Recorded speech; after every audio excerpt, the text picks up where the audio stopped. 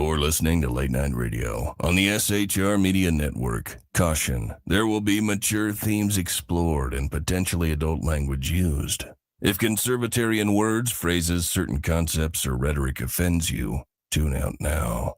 I have come here to chew bubblegum and kick ass. And I'm all out of bubblegum. Freedom is never more than one generation away from extinction. We didn't pass it on to our children in the bloodstream. The only way they can inherit the freedom we have known is if we fight for it, protect it, defend it, and then hand it to them with the well-taught lessons of how they in their lifetime must do the same. And if you and I don't do this, then you and I may well spend our sunset years telling our children and our children's children what it once was like in America when men were free.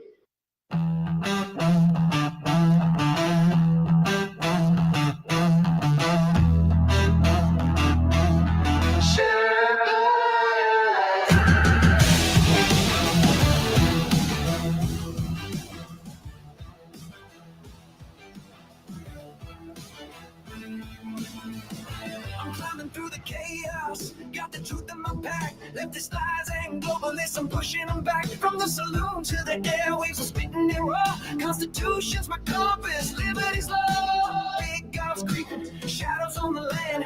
Feds with the schemes trying to bind up my hands. But I'm the Sherpa, guiding through the storm. Red, white, and blue, yeah, freedom's reborn. They spin their tails, but I see through the haze. Media maggots, lost in the maze. I'm calling it out, no fear in my soul. This patriot's fire ain't losing control. Conservative Sherpa leading the fight. Torch in the dark, burning bright in the night. Stand for the truth, won't bow to the game. Sherpas, come and remember my name. Sherpas rising.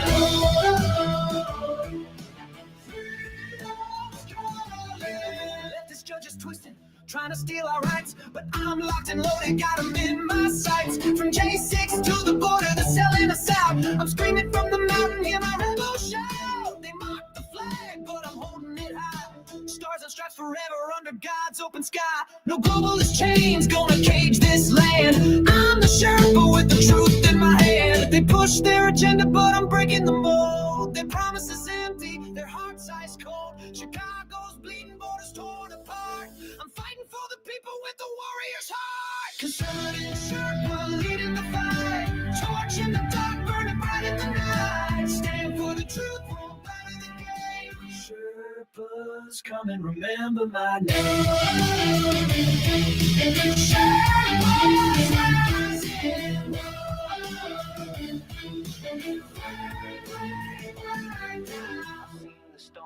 I've walked the line, 41 years, badge on the grind, now I'm on the air, my voice like a blade, cutting through the lies that the traitors made. Hurricanes rage, but we're standing tall, sheriffs of the Constitution answering the call. From the saloon to the heart of the fray, we're taking back America, no more delay. Conservative Sherpa leading the fight, torch in the dark, burning bright in the night. Stand for the truth, won't bow to the game. Sherpas, come and remember my name. Sherpas rising.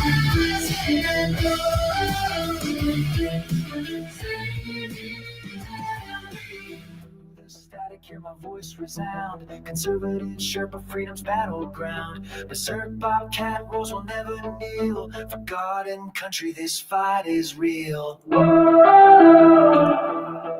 Ladies and gentlemen, boys and girls, children of all ages,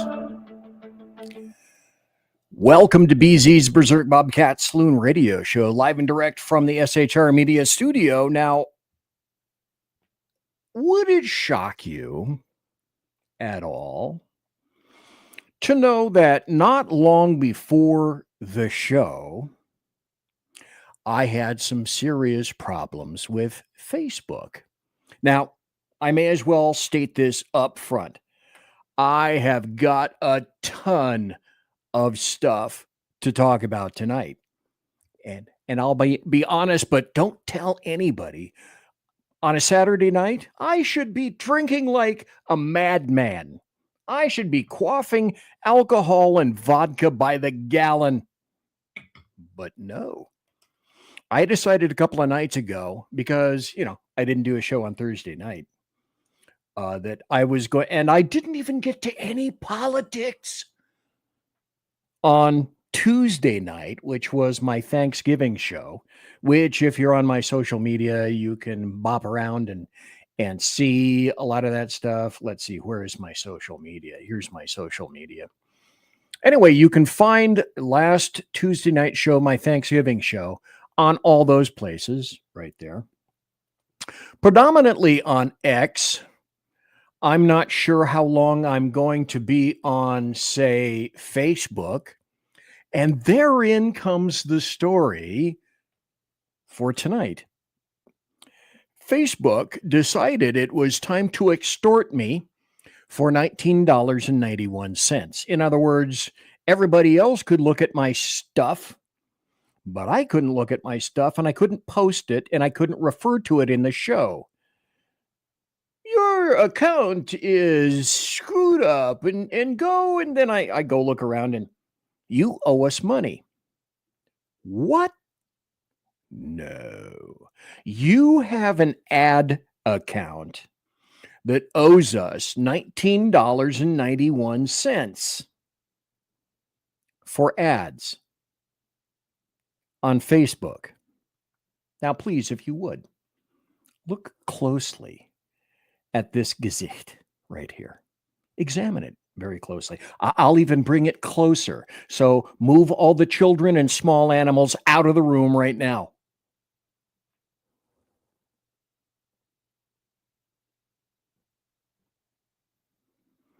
Does that look like a face that would give money to Facebook for an ad? Inherently, you intuit, why no?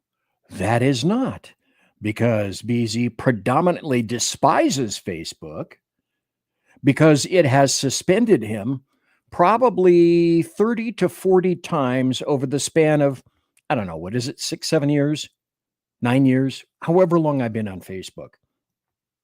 And my suspensions have been for a month, 2 months, 3 months, 4 months, all across the spectrum. And so, do you think that I would say,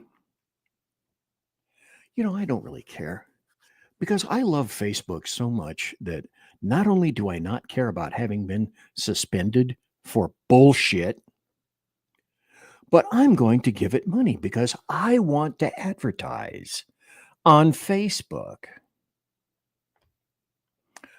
So that got me into a bit of a mood, shall we say, where this was my motto just before I stepped into the room. And so I have a lot of stuff that I need to go over tonight. There will likely be overtime on your Saturday night. If you're Eastern, I don't know. You'll either watch or you won't.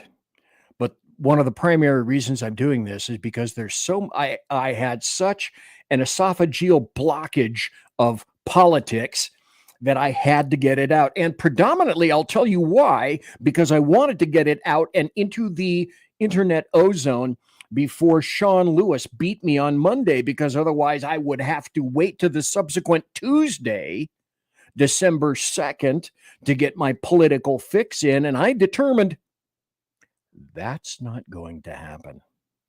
So whether there are people watching tonight, a ton or a few, it's immaterial. First, thank you for being here. Second, go back and see my Thanksgiving show where I said to everyone who was watching, listening, a viewer, live or in podcast, people who were involved in the chat room, I love you all. Thank you ever so kindly. If you're here, that's great. I don't anticipate many people being here because I'm not going to be simulcast on KLRN. That's not going to happen. It hasn't happened in quite some time.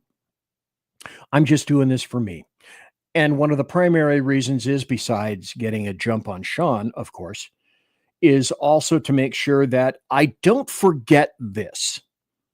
I do this show, sure, I do it for you. And if you guys are pleased or happy or satisfied, that's icing on the bundt cake. But it's not just for you that I do the show. I do this in reference to the things that are occurring in and to my life when they are occurring. And I'm a political animal. So those things are mostly politics. And so that's why I'm doing the show.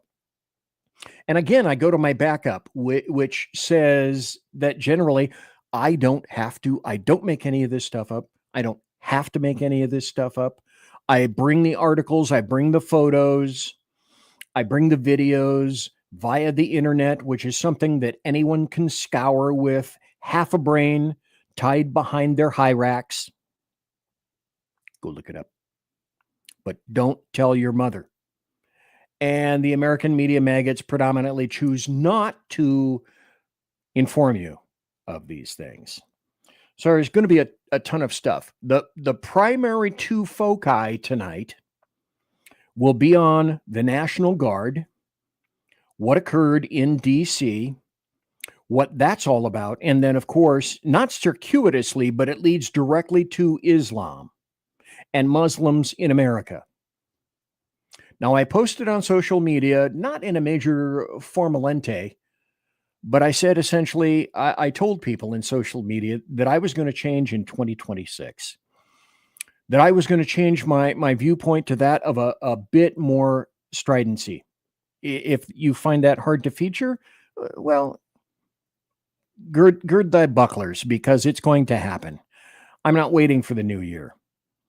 My days of being kind of circumspect or magnanimous or charitable or forgiving or wanting to hear both sides of any sort of conciliation or reconciliation, of being cautious or guarded in my viewpoints or my words, those days on any number of issues are over. And you're going to hear the two major ones tonight. Sorry. Proving that I am a human being and not an AI creation, because no AI would go to the effect of trying to create some kind of a lumpy, dumpy piece of crap like this. You know that for a fact. I first quantified this bit on sort of hedging my bipartisanship and compromise. You know, I am now so far beyond bipartisanship and compromise that I am way over on my alien friends from Zephron on their planet. That's how far away I am. There is zero time for any of that anymore if we wish to save this planet, not just this nation, the planet, freedom, liberty. My war, as much as I can make it, is with leftists and Muslims, because for the most part, there isn't any difference between leftists and Muslims. They're no different in terms of the danger that they pose for this country, for every other country, and freedom all around the earth. They are the focal points of my war, as much as I can make it so. And I wish to start off. I'm glad that you. Oh, let me tell you this. This is my sort of update on Jake. Today was an okay day. It wasn't a really good day. Yesterday wasn't a particularly good day.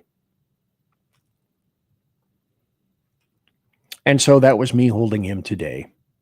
When he goes outside, especially now, it's really cold out there. We've had snow. It's winter.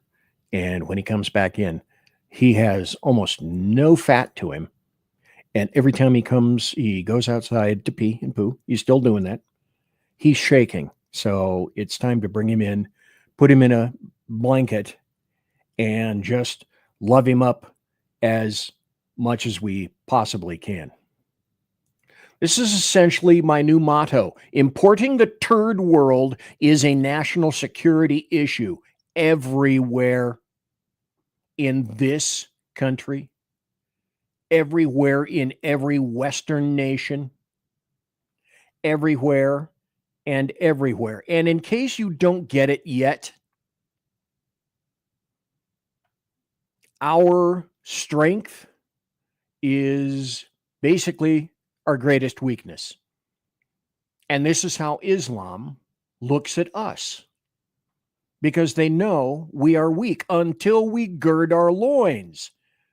I won't be happy until every Muslim is removed from the United States of America. Now, I have a number of places that I want to go tonight. You're going to see as much as I can possibly place in the show. The other thing that I want to see if I can put up on the board here is this. I just saw this. This just came in. I want you to listen. This is Rashida Tlaib. This just came out a few hours ago. And when I say that this is nothing more than a clear indicator that she is nothing more than a Muslim terrorist bent on dismantling and warring against the United States of America, you tell me what part of this... Look at this rooms, motherfuckers! We ain't going anywhere! Political structures that I have to work in, that we all are surrounded by, was built on slavery and genocide and rape and oppression. Real change doesn't come from the cowards and warmongers in Congress. It comes from the streets. It comes from all of us mobilizing and seizing the power to resist and fight back. Who is us? Us is leftists and Islam. They are one and the same. They are a danger. They are terrorists.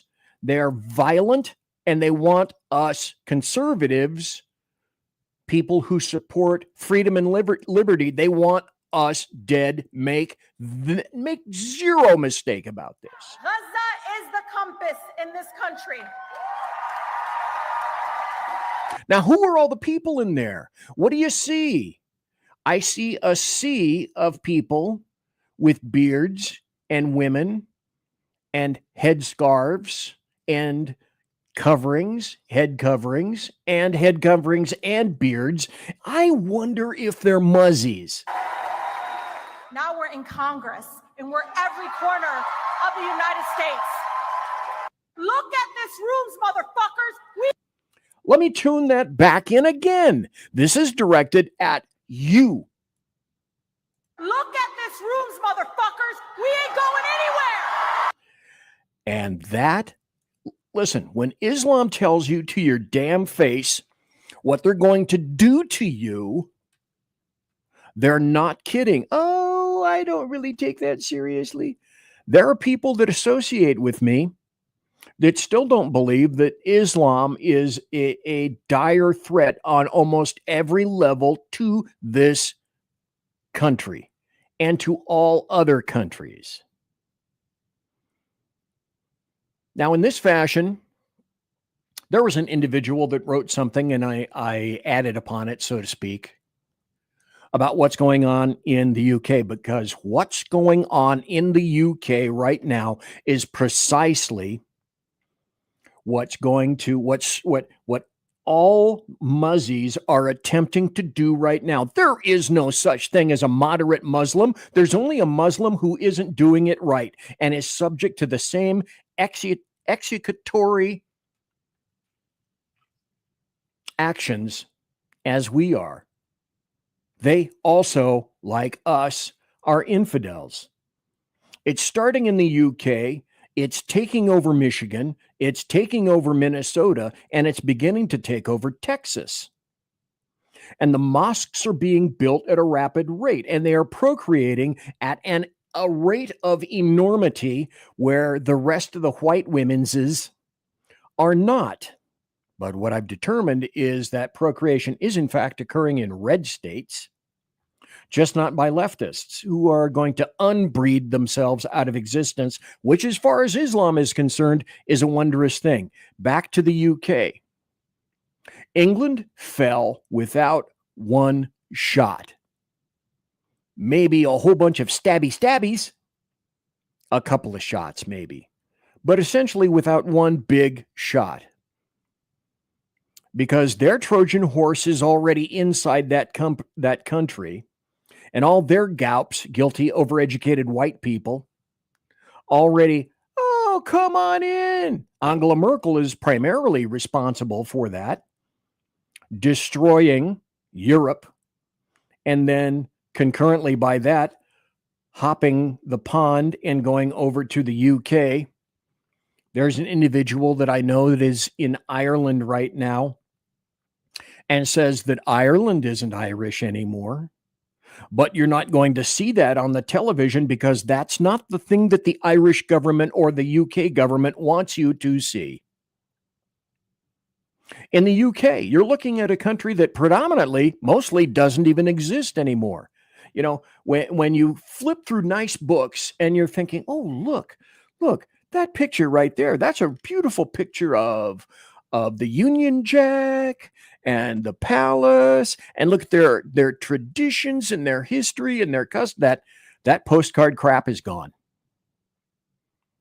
And England didn't fall with tanks and smokes and battles and artillery pieces. It fell with silence and with cowardice. In 2026, everybody in America better be paying attention. This isn't the England, and this isn't the America that you remember in the movies that are documented there. You know, England at one time was ordered, and it was civil, and it was a place where history wasn't necessarily something that you read about per se. It was something that you saw, you walked on, and you were immersed with. The people that one time lived in England know this quite well. But when you were told at the same time that you were told it was demanded of you that you didn't notice, things turned to crap. And the problem with England is also the problem that is here. That problem is very simple. England had too many manners and not enough nerve. And when this guy wrote this, I can't even think of the guy's name right now. He was correct. And America, for the most part right now, has too many manners and not enough nerve. And they were so careful not to offend that they forgot how to defend themselves in the UK and here, happening here. So while you were told not to pay any attention to what's going on, everything happened. That England is gone, and it's gone forever, and it's not coming back. Now, we can't save the UK. The only people that can save the UK are themselves, Britons. And I'm not sure that I see them predominantly, mostly motivated to be able to do that. So, cities grow, cultures mix, generations shift. You know, I know that. What happened in England and what's happening here isn't just a little casual drift. Pay no attention. It's a takeover. It's a Muslim takeover. Make no mistake. The goal is to outbreed, outprocreate, and when the numbers are on their side, overtake. Look at any country that has been subsumed by Islam. Because Nigeria is a nation of peace, is it not? Isn't North Africa? Isn't that a compilation of peaceful nations?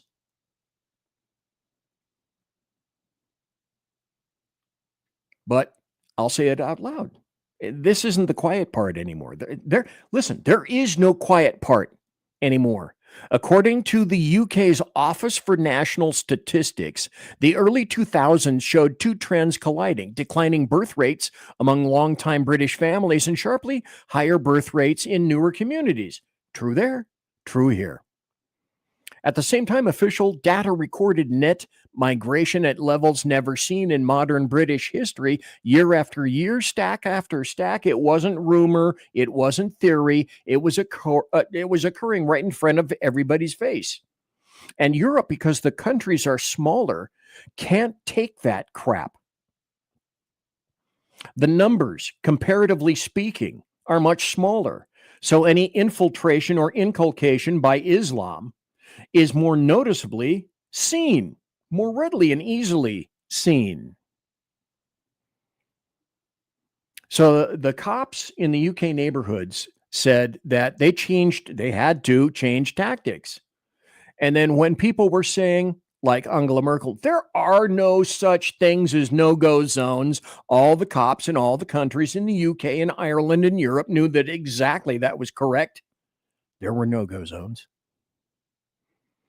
So, at the same time, simultaneously, everybody said, oh, we had to respect the newcomers. We had to be sensitive to the newcomers. So England didn't collapse in a single moment. We're not going to collapse in a single moment if we fight right RTFN. So a country like the UK that just continued nonstop to apologize for being Britons. They forgot what being a Briton was like, and they continuously apologized. And that people said, well, wait a minute, now I'm seeing some change. When did it change? Open your eyes. While everybody was busy calling themselves little names online, that's how nations fall now. That's how our nation is falling and why people hate Donald John Trump, OMB, Orange Man Bad, the guy with the dead orange cat on his head. Because we are fighting back. We are conservatives and Republicans. Republicans, not so much. Mostly conservatives, maybe little L libertarians in a mix there. Trojan horses. That's how nations fall. And the Trojan horse is Islam. Make no mistake about that. Let's be honest. So if you want to see what the future of England, what the future of the United States is, and kind of like a mini England right now, a mini UK, go to Dearborn. Go to Hamtramck. Go to Minnesota. Go to Michigan. You don't need a passport. You don't need a plane ride to go way across the pond and watch what's happening in the UK. Go there and see what's happening with Somali illegal immigrants and lawful ones that were intentionally imported into the United States. Recent census data says Muzzies are the predominant population in Dearborn. That's the first Arab majority city in the United States, and it won't be the last. So America isn't standing on the UK doorway. We're standing on it. And the Trojan horse isn't coming. Look, I see it. It's off in the distance somewhere. No, that's here right now. If you happen to be in one of these towns or states, you're watching it right in front of your face. And again, there are gaups all along the fruited plain who my saying this is making them cringe. And some of them are on areas and in areas where I broadcast. If you rummify that around in your head, if you will, just a little bit. So what happened? The map is something like this. Part 1 is memory. Part 2 is the blueprint, the laws, the votes, the policies that flipped England and will flip us from postcard to a warning label. Part 3 here is Dearborn, the test case for every honest America, a test case that every honest American has to study and become cognizant of. Now, if you want part 2, the data, the maps, the policies, the receipts, come listen to my show. I have no problem telling you the truth about leftists and Islam. They're the same. In essence, they want you dead. Now, I have foregone the break, and I have determined at this point, bing, there will be no break. Otherwise, I'm not going to be able to get through the show. Nations don't lose on battlefields anymore. They are subsumed from within. All enemies, foreign and domestic, the greatest number of enemies in our country are domestic. I did entire shows on undermining the United States of America, and that is what is occurring today. We are being undermined politically and demographically. Demography is prophecy. BZ, it's just, this doesn't sit well with me, BZ. It just, well, it can't happen here, right? That's what everybody says. Oh, you're so way over the top. That crap cannot happen here. You heard Rashida Tlaib tell you exactly what's happening. And if you think that there's someone around you who doesn't believe that, ship them when I'm done this show, because I am bringing the evidence to you. And that is what I will be doing tonight. Now, I'm not going to go into a big hubbub of technology and screens and all that kind of stuff. I've shown you probably enough screens. I showed you this, which I believe. I've showed you this, which I believe. I've showed you this, that I believe. And this is true too. Everything that Demorats and leftists do kills people. Just add Islam, shake and stir to taste. And that is what is happening directly in front of our face right now. Now, I was going to do the carousel of this kind of stuff, and there isn't really a lot that I'm finding very damn funny right now. This I find, however, good. And let me update this. I discovered that all the show links, if you want to find out, well, what did BC say? Where's the article or the video buttressing whatever it is that he said? Well, it's going to be on Rumble now, because YouTube has clearly indicated to me that there's not enough space for it. So if you want to find the show links, not the missing links, or basically the Bobcat links, what you do is go to Rumble, BZ's Berserk Bobcat Saloon on Rumble, click on the show, and in the show descriptor, you will see all the show links. This will be one of them. The White House is starting now a new page called Misleading Bias Exposed. And that is at whitehouse.gov/media bias. Whitehouse.gov/media bias.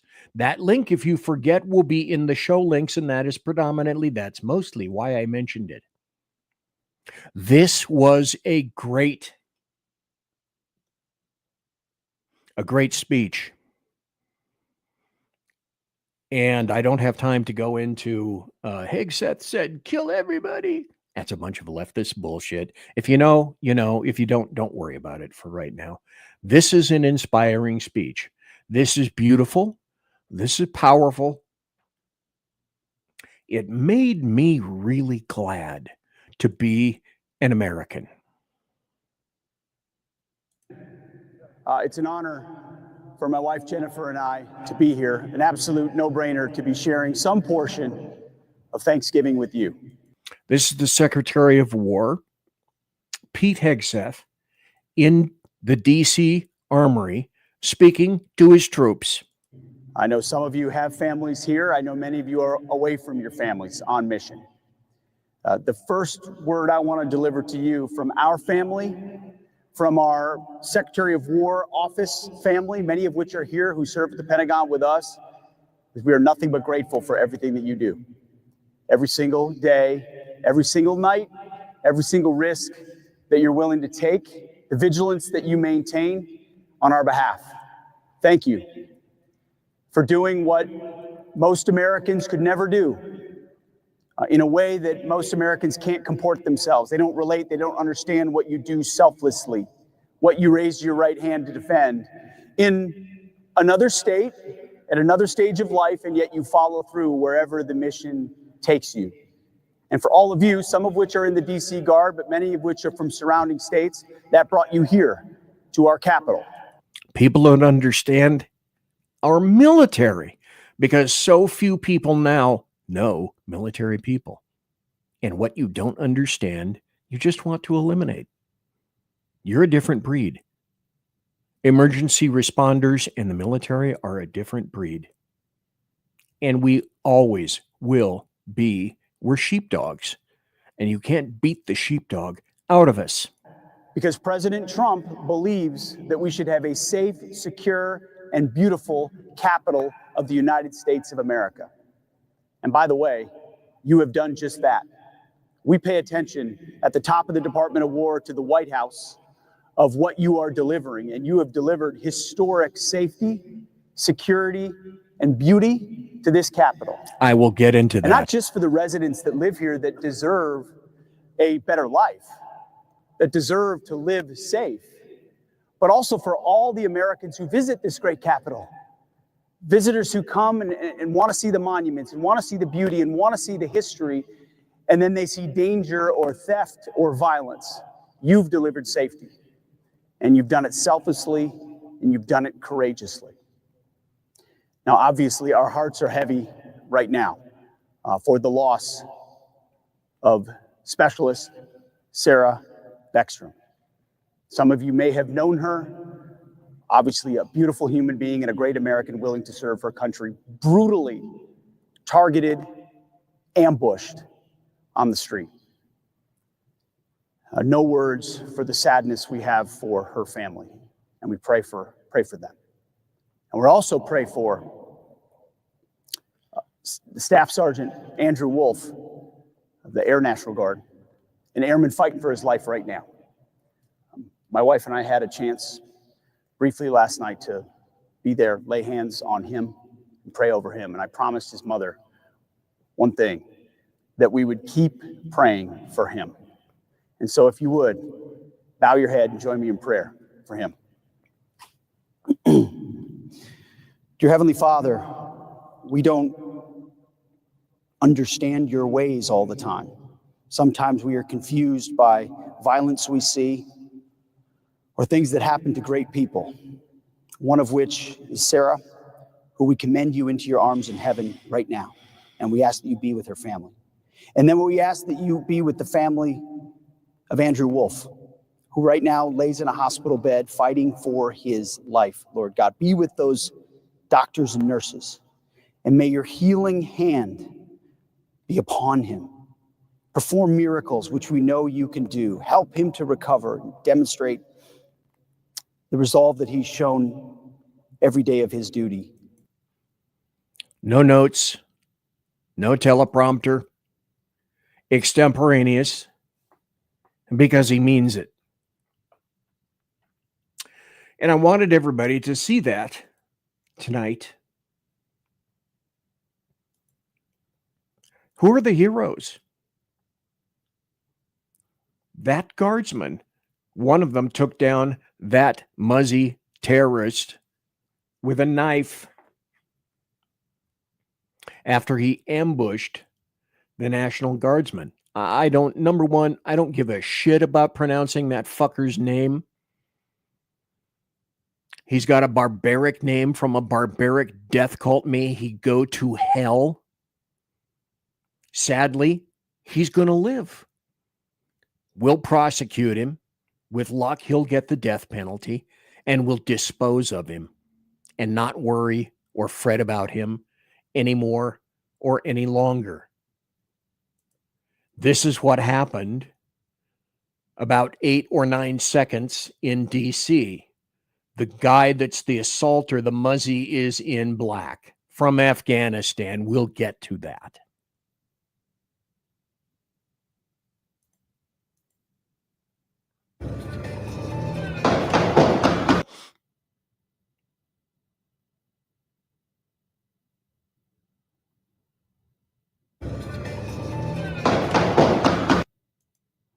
There is no mistake.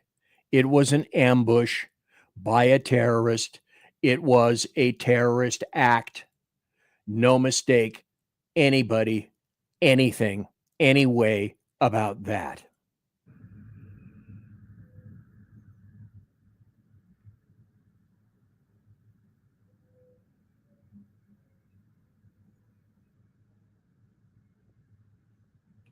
That's one of the guardsmen down. Right there. These are the people that we honor.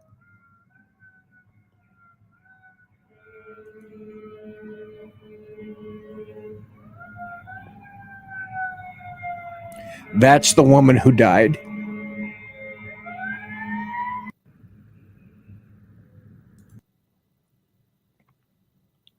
And these are the people whose sacrifices altogether way too many people in the United States don't understand.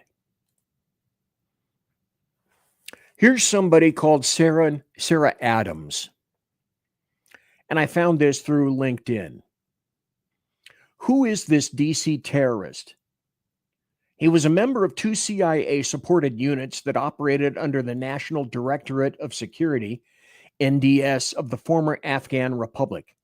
These units belonged to the NDS on paper. Their support and direction came directly from the CIA. He served in Unit 01, a special military intelligence unit responsible for the Central Zone provinces, Kabul, Parwan, Wardak, and Logar.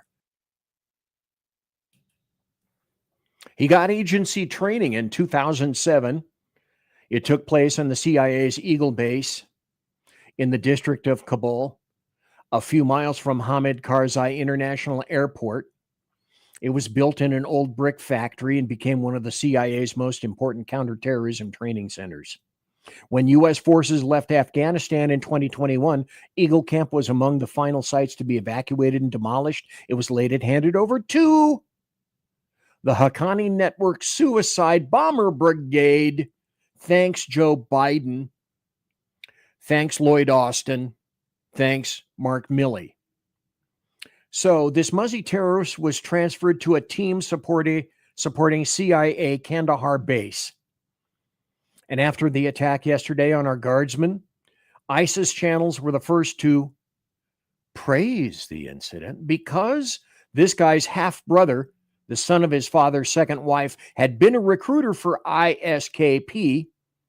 His brother is pictured below on the left, previously worked with Pakistani intelligence, Pakistan, before formally joining ISKP. His brother was killed in a targeted operation in 2022. After the fall of Kabul, this Muzzie terrorist became prime targets for both the Haqqani Network and ISKP. And both groups targeted these units because of their close relationship on U.S. soil, particularly with former CIA officers. Note this.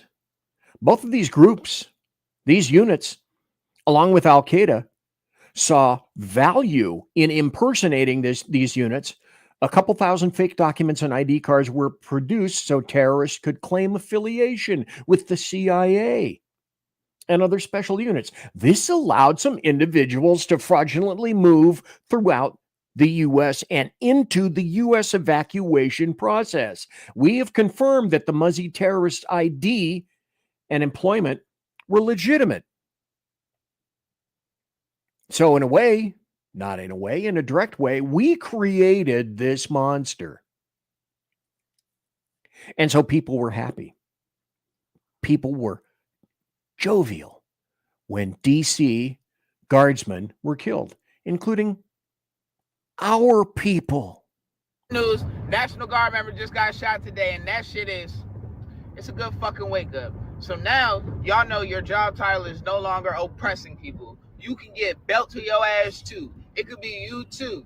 So I hope it's harder for you to sleep at night, and I hope you stand on your motherfucking swivel as you refuse to quit serving this motherfucking dictator whose illegal orders to keep you all in DC are unconstitutional anyway. Think about it. Think about it.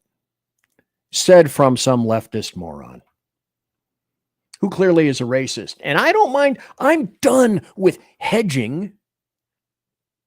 That fucker is a racist. He's a black male racist. Period. End of statement. So like him, people got their wish. You keep saying things and don't be surprised when your wishes are acquired. Huh, Elisa Slotkin. Look at these videos coming out of places like Chicago. It makes me incredibly nervous that we're about to see people in law enforcement, people in uniform military get nervous, get stressed, shoot at American civilians. It is very her prediction is that civilians are going to get shot at by the National Guardsmen. Do you feel good about that today, Alyssa Slotkin? I bet you do. She's from the intelligence. She's from the CIA aspect. You know, all the people who lied when they signed the 51 intelligence people who signed the document saying that the Hunter Biden laptop was bogus. It was crap. There was nothing to it. You know who also got what they wanted? Leftist pieces of shit like Hakeem Jeffries, for example. Every single ICE agent who's engaged in this aggressive overreach and are trying to hide their identities from the American people will be unsuccessful in doing that. This is America. This is not the Soviet Union. We're not behind the Iron Curtain. This is not the 1930s. And every single one of them, no matter what it takes, no matter how long it takes, will of course be identified. That in fact is the law. No, that's not the law. You're a liar. Oh, did I mention that you're a black racist? Well, yes. Let us continue, but not with him. We're going to continue on with the show. But basically, you know, when you have people like him saying that people like us are nothing but Nazis and fascists and Hitler, it's no surprise that people get killed. Now, how many people are getting killed because of conservatives? I don't know. Who also enabled a lot of this crap? Because I'll tell you a brief story about vetting the Afghans. I watched this probably 2 or 3 times from FBI agents on various TV shows. Well, let's put this up right now. Hey, look, who is this? We're going to get this done. This is the right thing to do. There's no other ending that is acceptable to me. The people who were there with us in the fight that are here in America need to stay. This will be their new home. So we have a moral obligation to these people. They will make great citizens over. We're going to get. They will make great citizens. They made great citizens, didn't they? Lindsey Graham, warmonger. But, you know, we hate the National Guard. We hate what they've done in DC. We hate what they've done in Chicago. And yet we get things like this. Kash Patel, FBI to release 2025 data, probably next year, because you can't have end-of-year stats until the end of year, indicating a trend towards the lowest murder rate in modern history. Why possibly? How possibly could that be? Could it be because of the direct focus of the Trump government on crime spots all around the United States? Well, gosh, yes, BZ, that's probably it. Even back in, what was this, 2021. Here's a guy named Sean Parnell talking to Tucker Carlson saying that, you know, we went out of our way. Here's what happened. Here we are today with a non-vetted murdering Muslim Afghanistan terrorist intentionally imported following the horrific killing of 13 American soldiers at Abbey Gate as we fled Afghanistan, as per the Biden Otto Penn regime, Lloyd Austin and Mark Milley, on their strategies and tactics, and left, by the way, billions and billions of dollars of war and war materiel behind to be used by our lovely Muslim enemies. So this happened, of course, as you recall, as we pulled out of the civilian airport in Kabul, Hamid Karzai Airport, or whatever the hell that dude was named. However, first, if you recall, we gave up our secured military air base at Bagram, and we evacuated our soldiers first out of the least secure facility, then our civilians, a disastrous decision by Biden, Milley, and Austin, in a strategy that left our remaining soldiers diminished numbers, unsecure, weak, and vulnerable, hence our 13 that were killed at the Abbey Gate suicide bomber back in 21. And remember also at the time, there were lots of people, Americans, actual Americans, that were trapped inside Afghanistan. We worked with an Afghan interpreter for over a year. He was on every mission with us. He was on every fight with us. And one day we got tasked with an observation post to watch info routes from Pakistan into Afghanistan. My platoon that day rolled up onto the hill. We wondered why the Afghan villagers all around that hilltop were watching the platoon. Rolled up onto the hill. One of my trucks hit a plastic Italian TC-6 anti-tank mine. It wounded 4 of my soldiers seriously and killed somebody in my platoon. After that mission was over, during our after-action report, we found out that our interpreter, who had been with us every step of the way, someone who we thought was our friend. And you need to honor them. That's what Lindsey Graham just said. You must honor these people by importing them intentionally within the United States of America. We learned that he was working with an Iranian IED cell in Pakistan and coordinated the placement of that mine, which killed one of my troops in a devastating attack. Tucker, just because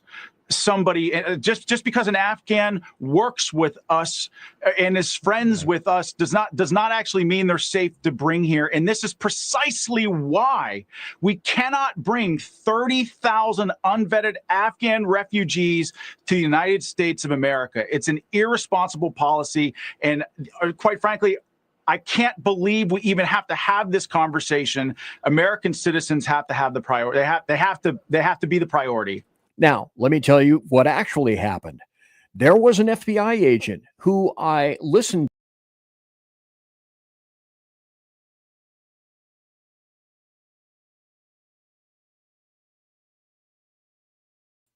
Oops, I had to put myself back on the stage.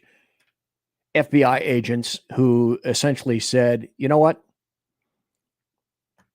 We tried to vet a small percentile of these people, but we couldn't do it because we knew already inherently, what Afghani database do you go to and draw upon for information about Afghani, say, Terps, or people who want refugee status? I know. Let's just go into the refugee database that the Afghans have created, which is non-existent, and you can't tell who's a good guy from the bad guy, because in Islam, in the Middle East, it's me against my brother. It's me and my brother against my cousin. It's me and my brother and my cousin against the tribe. It's me and my brother and my cousin and the tribe against the outsider, because that's how that shit rolls. There is no vetting them because there is no superior device or database with which to do that. Where Where do these idiots and morons come from who say, oh, well, they're all vetted? Oh, did I mention an idiot? Yeah, here's one. Was Afghanistan a successful withdrawal? Senator? Oh, the delicious irony, Mayorkas being spoken to by Lindsey Graham.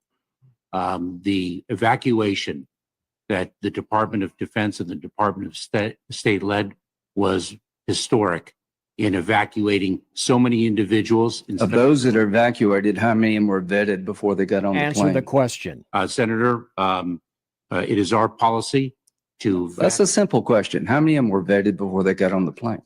Out of Afghanistan? Yeah. Cannot speak to that, but it is our policy. So you can't tell us how many people were vetted before they got on the plane to come to America. Oh, I'm sorry. If you're speaking of the plane to come to America, let me, if I may, Senator, explain the process. Because we, working with our allies. Okay, here's a question. Very simple. Those that got on the plane. For America, it is our policy to. Please listen to my question. I apologize. To those who got on the C-17s and other planes, how many of them were vetted before they got on the plane by American officials? To the United States, it is our policy to vet and screen 100% of them. So 100% of those people that got on the plane were vetted. That's your testimony under oath. It is our policy to do so. That's not, I don't care what your policy is. I'm asking how many people were vetted before they got on the plane. He already lied to you. He already said, oh, all of them. Now, what part of, oh, all of them, don't you understand? Residents of the United States of America, this was all intentional to shit upon you in your own neighborhoods, in your own country. This was intentional. You're weak, you're stupid, or it's all intentional. It can't be any other. Do you know the answer? Senator, if you don't know, just say I don't know. Senator, I do not know if anyone boarded a plane that was not fully screened and vetted. Can you tell me that all the people that got on the plane were vetted? Absolutely. I can tell you that all of the individuals. Before they got on the plane. If I may, Senator, all of the individuals who arrived in the United States have been screened. That's not, listen, I'm not trying to trick you. Okay, stop. Quite frankly, I can only take so much of the lying.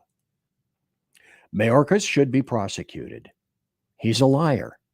Let's continue with more liars.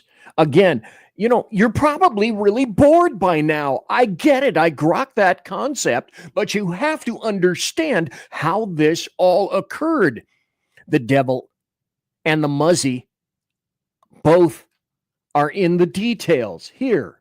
Deemed a security risk of some kind. What reassurances can you make about the screening process and the attempts to make sure that somebody like that doesn't make his or her way here? I can absolutely assure you that no one is coming into the United States of America who has not been through a thorough screening and background check process. Lie. By what? With whom? With what instrument? And how? Where? Back in the Middle East? By the magic Afghani database? Here, because we have a database of all the Afghani terrorists that are living in Afghanistan themselves. Bullshit, bullshit. And for those of you who just tuned in, bullshit. You're referring to what we termed Operation Allies Welcome, a program that we are very proud of, that we instituted to provide refuge for individuals, many of whom. Will you be reviewing those they came in on parole? Will you be reviewing them on a case-by-case basis?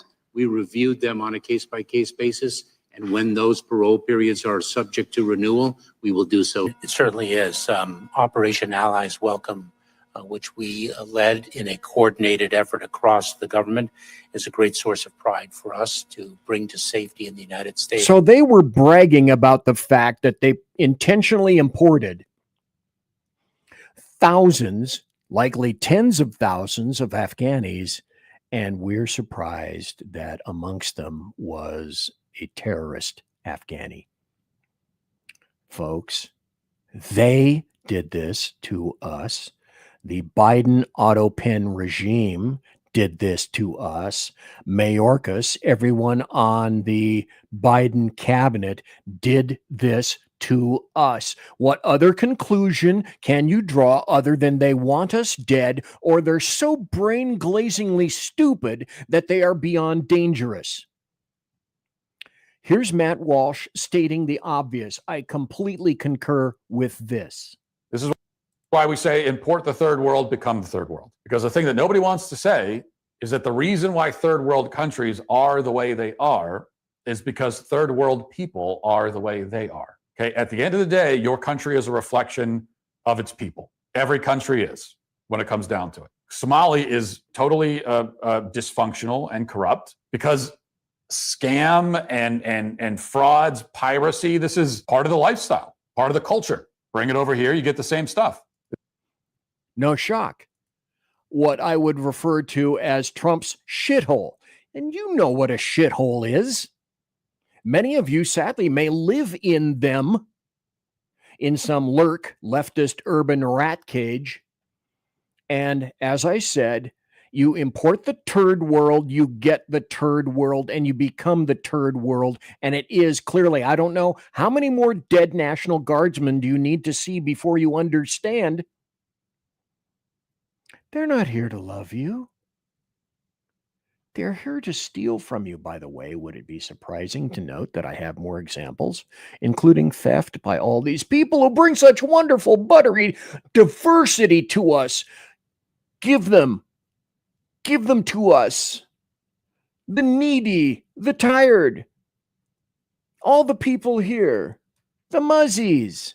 You want to see, you want to hear what they think of us? I don't belong here. That's why I destroy and I take so much. I collect your tax money, all the benefits you can. I use them to the max. You can't do anything about it. That's a brag. Hör inte hemma här. Har jag sagt till dig att jag hör hemma här? Det är därför jag förstör. Och stör så mycket jag kan. Och utnyttjar era skattepengar. På alla förmåner som man kan ha här som svensk medborgare. Jag utnyttjar det till max. Till max utnyttjar jag det. Och ni kan inte ens göra någonting åt det. Hör inte hemma här. Happy.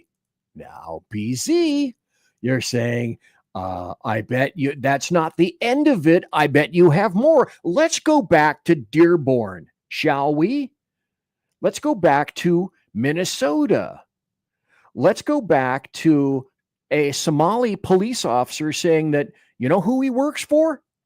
He doesn't work for Americans. He works for Somalians. markaan haddaan askarnahay Soomaaliyeed ininka ayni shaqeynaa habeenii maalinba ininka ayni taagannahay fahanteen horta sida ogtihiinba wadankan anaga qaxootiyan imaadnay askar Soomaaliya ma jirin marka hadda anaga markii nala haygareeyay waxay noqotay inaan dadkeena u shaqeyno dadkii dhaqankii ma fahmeynaa luqadii ma fahmeynaa culture-kii ma fahmeynaa marka qofka kale mataqaana ajnabiga abadaanka iyo anaga waa kala duwanahay because qofkii gaabkii waxa we build that bridge kaas ma fahantay marka insha Allah waa mahadsantiin again ogaada askari kasta oo Soomaaliya dalka iyo dabadaba ininku inii shaqeeyaa habeenkii marka hurudaan iyo marka mataqaana achievetaanba ininka inii taaganahay oo markaan haddaan askarnahay Soomaaliyeed.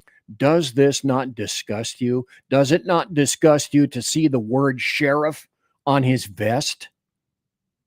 Because that word sheriff won't be there for long. It'll be translated to Farsi and it will be a patch, a Farsi patch on his shirt, which already occurred in Dearborn because there was such a hubbub about that. There was a prototype created, and because of the stir, they decided at this point, they don't have the superiority in terms of numbers to push that through. But when they do, it will be done. And there will be Farsi patches and Farsi statements on Somali police officer uniforms, which soon will then be translated and pushed to Sharia law. Do you not see this is happening in front of our face? You know, like Philadelphia.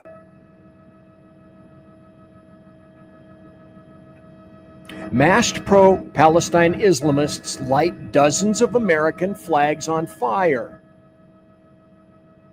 That was yesterday. That's Philadelphia. Don't you feel better? Don't you feel that diversity working for you, not against you? I certainly do. So here is another in terms of reference to the National Guard. Here's a leftist white female stupid chick, Bint, who said, "This is so tragic, so unnecessary." I'm reading it to you because the print is really small. And besides, if you're listening on Spreaker, I'll just read it to you. This is from Jane Meyer. She writes for the New Yorker. "This is so tragic. The National Guard DC shooting.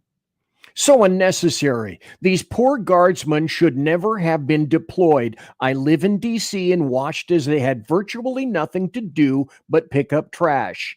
It was for political show, and at what cost?" Now, if you think that I would have some videos supporting the opposite, why, you would be true. And what did we just see in terms of Kash Patel? We saw something like, oh, look, crime is down. The lowest murder rate in modern history. How did that come to pass? How do you think that came to pass? Gee, it wouldn't have been as because of the various National Guardsmen that were there reducing that crime, would it? Gosh, no, of course not. And then it transfers over to other cities as well. We'll get to Mark Kelly and what he said and others about disobeying military orders. Here are some people running for Congress saying essentially that they would defy lawful orders from their chain of command to restore order in an American city. They're both running as, wait for it, Democrats, Demi Palachek and Dylan Blaha. Underminers all. So what happened is that Muzzie tribal faction friction brought all that crap to America. And how lucky are we to be the supporters of this shit in the third world? Why wouldn't everyone want to become the third take world? Ilhan Omar as an example, okay? She comes from a family, and they call her a refugee who came from Somalia, right? They call her a refugee. Her family were the governing party, the Marxist Islamist government in Somalia, who were overthrown and then fled. Now, technically, that makes her a refugee, but she wasn't fleeing oppression, or rather, her family weren't fleeing oppression. They were fleeing justice. They were... Stop. You see the difference, do you not? And this is why I put these shows together for you, so that you can see them. Whether people see them now or later is somewhat immaterial to me. I would much rather have lots of people watch them. And it becomes tedious, doesn't it? All this grating against the United States of America becomes tedious, and I just can't listen to it. All this bad stuff, these bad news. I don't, I'm not hearing it. Own people holding them to account for the dictatorship that they had established. So you have people like the Omar family, and what do? Do they come to America and see America and go, okay, this is pretty cool. They're not oppressing each other. Let's be part of this. No, they go, hey, how can we oppress them? You know, how can we bring Marxism to America? That's the thought process. And it may be a passive thought process, but it's the thought process. Because it's all about tribalism, as I described. Me against everyone else. That's what we have distinctly imported into the United States of America. But wait, there's more. لكن لما الإسلام جه بقى نظمه بإيه؟ For those who are listening to this and not watching it, this is more indicators of the peaceful and tolerant goat-fucking barbarians of the death cult called Islam, where women are for breeding and bakabatsi boys are for pleasure, front or back, mostly back. So I will read this to you. Muslim Brotherhood TV host explains under what circumstances Christian girls can be raped. Allah allows Muslim men to rape non-Muslims to humiliate them. I'll read it. لكن لما الإسلام جه When بقى Islam emerged to put slavery into order نظمه بإيه؟ by limiting it to إن لا legitimate يكون wars between إلا عن Muslims and their طريق enemies. الحرب المشروعة بين المسلمين وبين أعدائهم.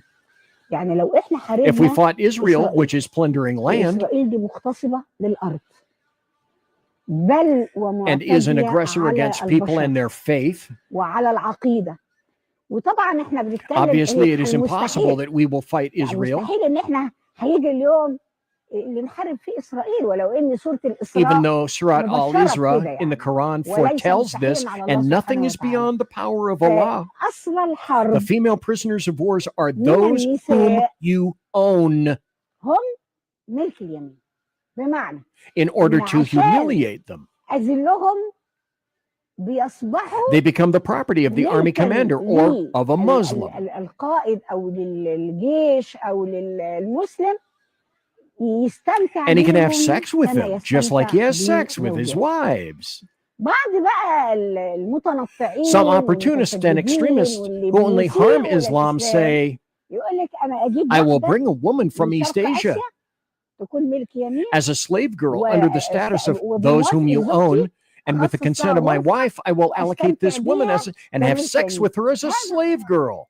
This is nonsense. This is not prescribed by Islam at all. الإسلام إطلاقا لأن الإسلام Islam says that a woman is either a wife or a slave girl. Legitimately owned slaves come from among prisoners from a war which is waged against Islam.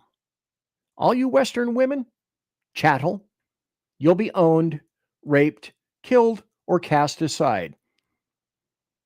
By the way, oh, wait, BC, do you have more? Let's see more.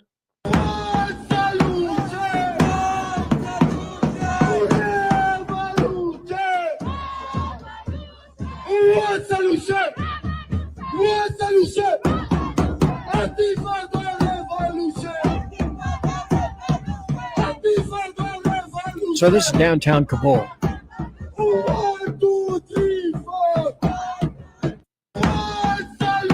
You would expect it, right? No. This is after the DC National Guard shooting by Muslim Afghan national. These are Muslims in Dearborn calling for revolution against America. Now, if we don't put Islam on the deportation list and make it as high as possible, then the only people to blame are us. Remember quite distinctly what I said at the beginning of the show. It's not just coming, folks. It's here. Do you want to be part of the success team helping to put together one of the largest Islamic events happening this year in One of the largest Muzzie events is coming to Tampa Bay, Florida. Oh, all of you living in Florida, what luck. If you want to have the chance to win exclusive prizes like gift cards and AirPod Pro Maxes, do you want to be written amongst those that gives their time and their service in the path of Allah, and those who gain a continuous reward for your consistent efforts? Well, look no further, because the opportunity has found you. The Sunnah Initiative, in collaboration with Authentic Ilm Mission and the Deen Center in Valrico, is working to put on one of the largest Islamic events to happen in Tampa Bay throughout the entire year. Get it? See it? Understand it? By the way, this is not just an enticement for people who are already Muslims. Did you see you get rewards? White people, stupid people. We're trying to entice you with goodies for you. You could get earbuds. You could get earphones. You could get stupid shit that doesn't mean anything as long as you come over to our side. Allah. Inshallah. Also, speaking of Minnesota, you may not have heard. Do you remember that it's a scam? It's a scam. It's always a scam. It's the biggest scam. It's a scam worth potentially billions of dollars with a B. Minnesota is drowning in fraud. The largest funder of al-Shabaab is the Minnesota taxpayer. The state's welfare funds ended up in the hands of a terror group. Billions in taxpayer dollars have already been stolen during the administration of Governor Tim Walz alone. Just him. I love my commies and I love my muzzies, says Tim Walz. He of the jazz hands. Demorat state officials overseeing one of the most generous welfare regimes in the country are asleep at the switch. They're all white, guaranteed. Maybe a couple of blacks in there, but they're all stupid and guilty. Duty-bound by progressive pieties, and they refuse to connect the dots. Continuing to be stupid can be very costly in terms of your sanity and also in terms of your life, as we're already seeing. Let me put this up because this further describes what's going on. Alberto Fernandez, in that investigation, says, our investigation shows what happens when a tribal mindset meets a bleeding heart bureaucracy, when imported clan loyalties collide with a political class too timid to offend, and when accusations of racism are cynically deployed to shield criminal behavior. Yeah, we're talking about the Muzzie Somalis raping Minnesota taxpayers, too stupid, too lazy, and too cowardly to stand up for themselves. Islam has zero interest in assimilation and every interest in being rapacious to its host country and then taking it over. I don't think that I can necessarily state that ever more simply than that. And of course, in other countries, there's this, the loving Islam. Violent attacks against Christians spike in Europe, France leading the way with anti-Christian hate crimes. Who would that be? Who got imported into France, into Europe recently? I know it must be white people. Because you know white people are all racists. Damn racists.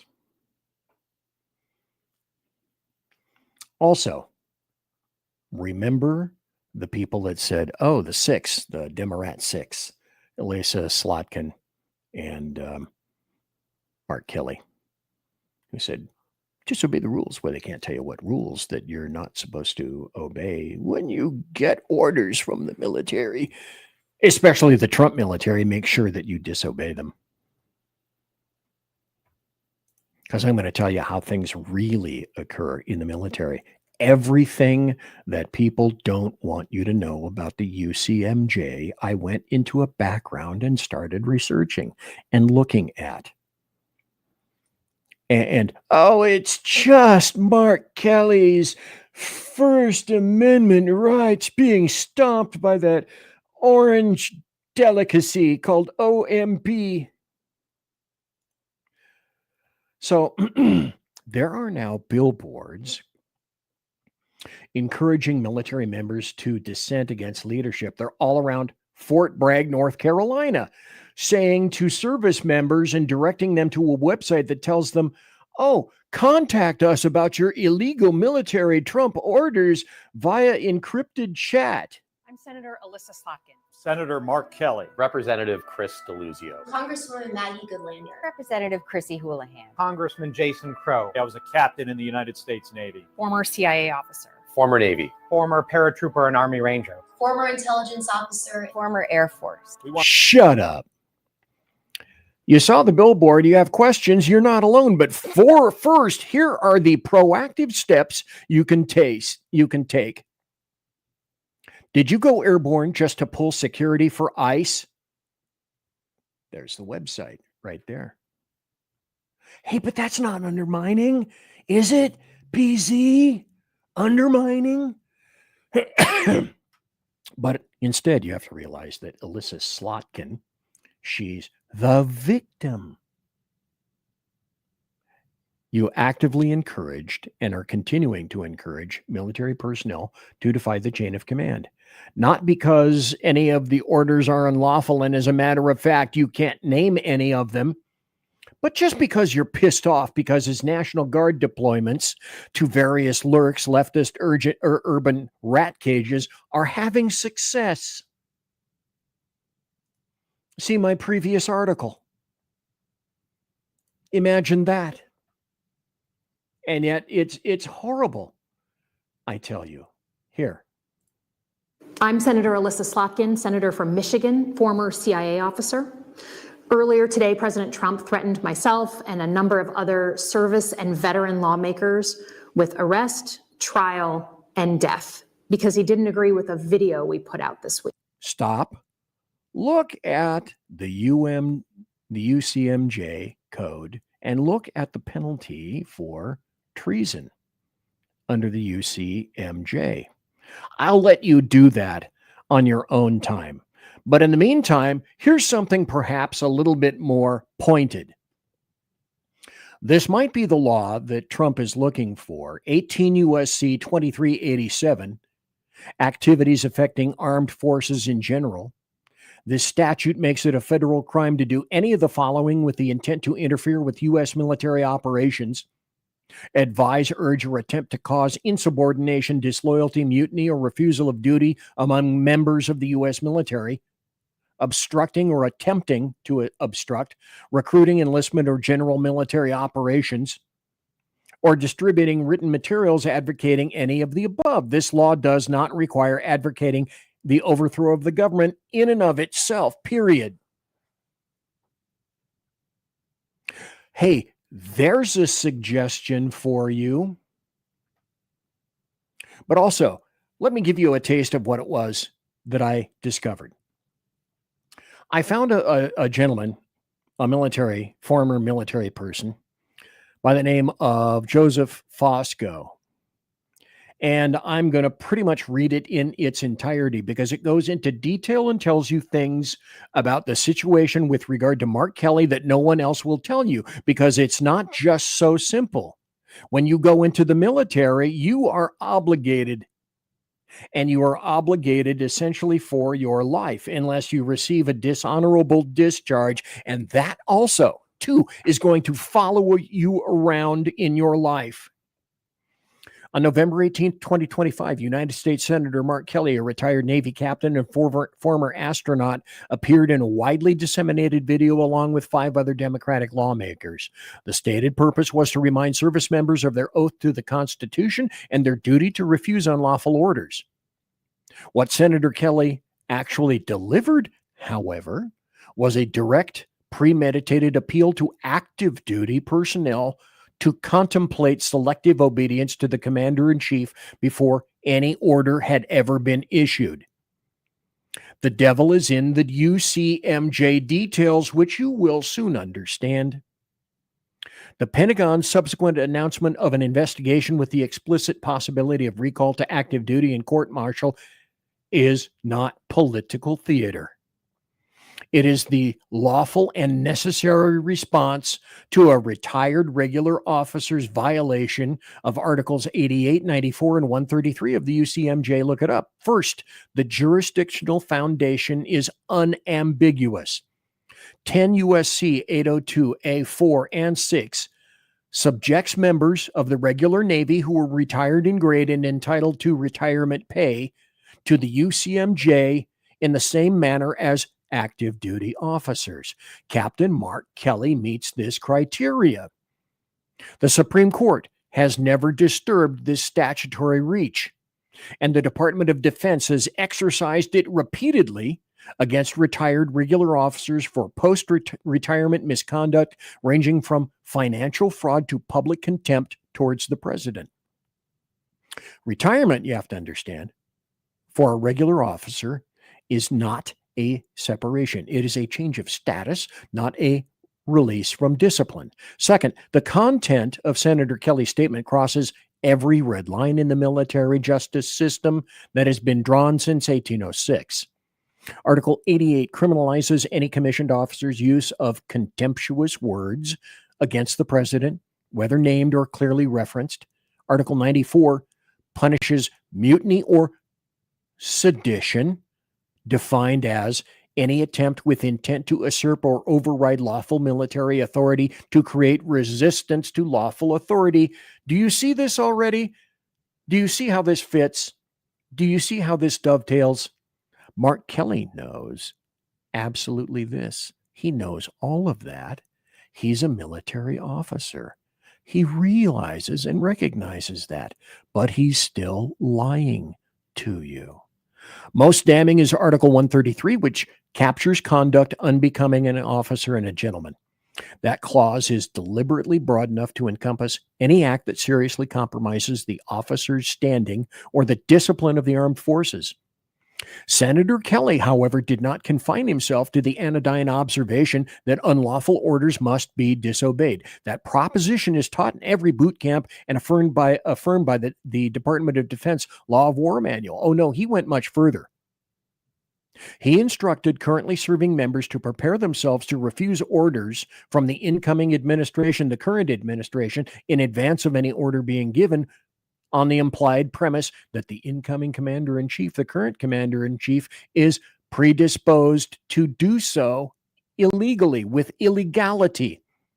That is not education. It is a preemptive effort to erode the presumption of lawfulness that attaches to every superior's directive until proven otherwise in a court of law under the UCMJ.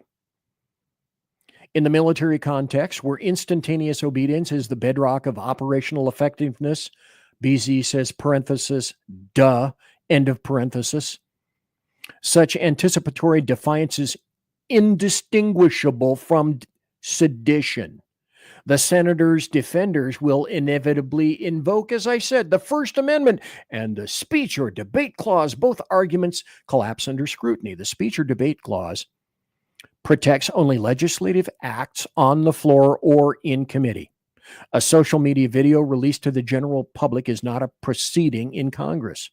Fundamentally, more so, no civilian free speech right overrides the UCMJ when Congress has expressly subjected a category of citizens, retired regular officers, to military jurisdiction. You see how this is going? Mark Kelly knows all this.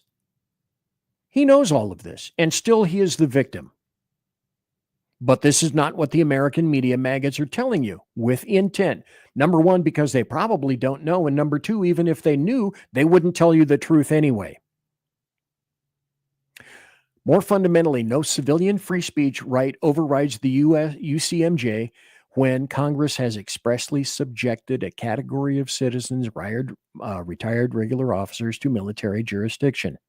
The Supreme Court reaffirmed in 1974 that the military is, by necessity, a specialized society separate from civilian society, and that speech restrictions valid in that society would be intolerable in civilian life. Nor can Senator Kelly shelter behind the fact that he's a United States Senator. The Constitution does not create a privileged class of retired officers who may violate the UCMJ with impunity simply because they later win some kind of elective office. If anything, the combination of his retained rank and his public platform magnifies the damage, i.e., BZ says, he's drawing a pretty substantial retirement check, end of parenthesis.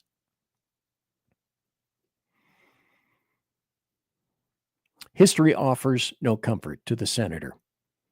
In 1952, the Army court-martialed retired Major General Robert Grove for diary entries critical of U.S. policy that fell into Soviet hands.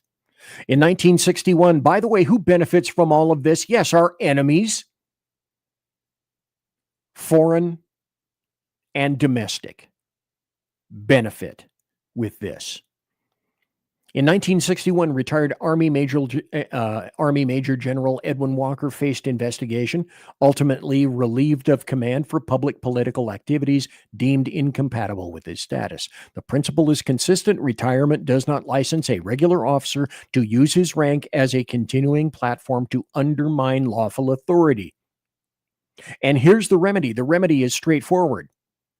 The Secretary of the Navy, which has ultimate control over Mark Kelly as a naval officer, exercising authority delegated under 10 U.S.C. 6088 and Department of Defense Instruction 1352.1, may recall Captain Kelly, retired, to active duty for the purpose of trial by general court-martial. If you've heard he may be subject to a court-martial, now you know how and why. It is the UCMJ. Charges under Article 88, 94, and 133 are fully supported by the public record. Conviction on any specification could carry penalties up to dismissal, the retired equivalent of a dishonorable discharge, forfeiture of all pay and allowances, and permanent loss of retired benefits accrued after 30 years of otherwise honorable service. And as this individual says, this isn't retribution. This is accountability. This is the same thing that is going on with Trump. This isn't retribution. This is justice and accountability. A nation that permits retired regular officers to exploit the retained rank in order to sow anticipatory disobedience inside the active force has already surrendered the privilege and the principal civilian control of the military.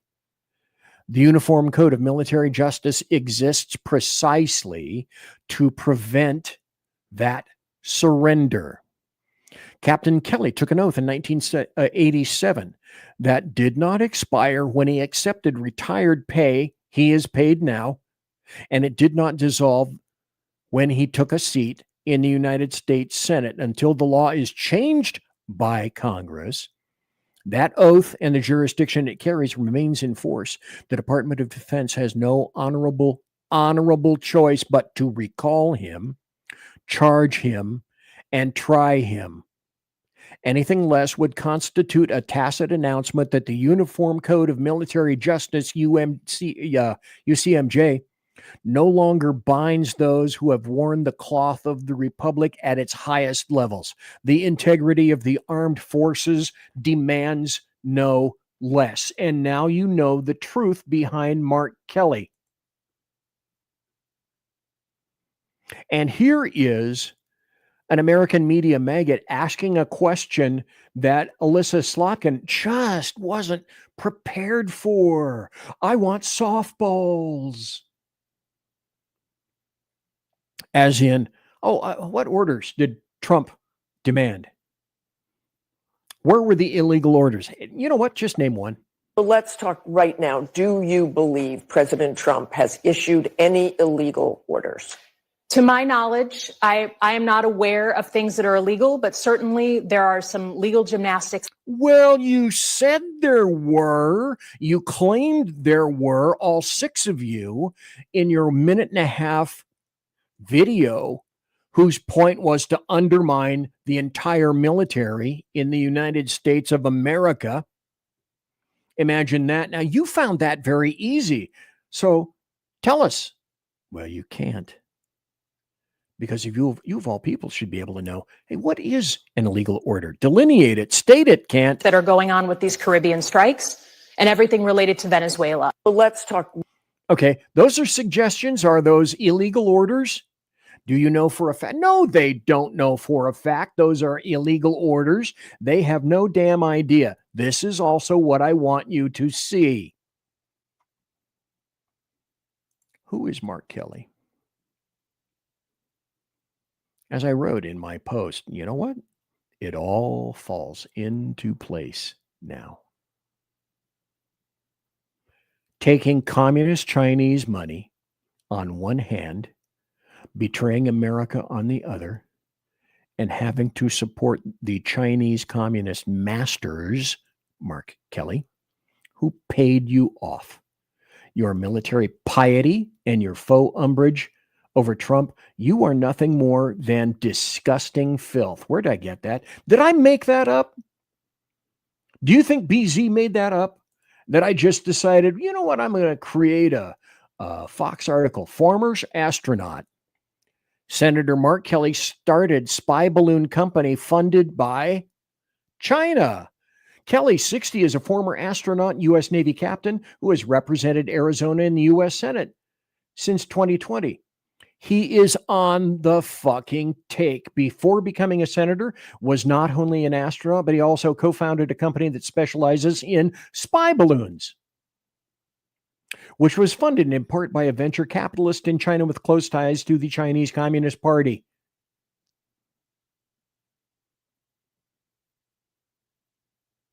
Do you see the linkage?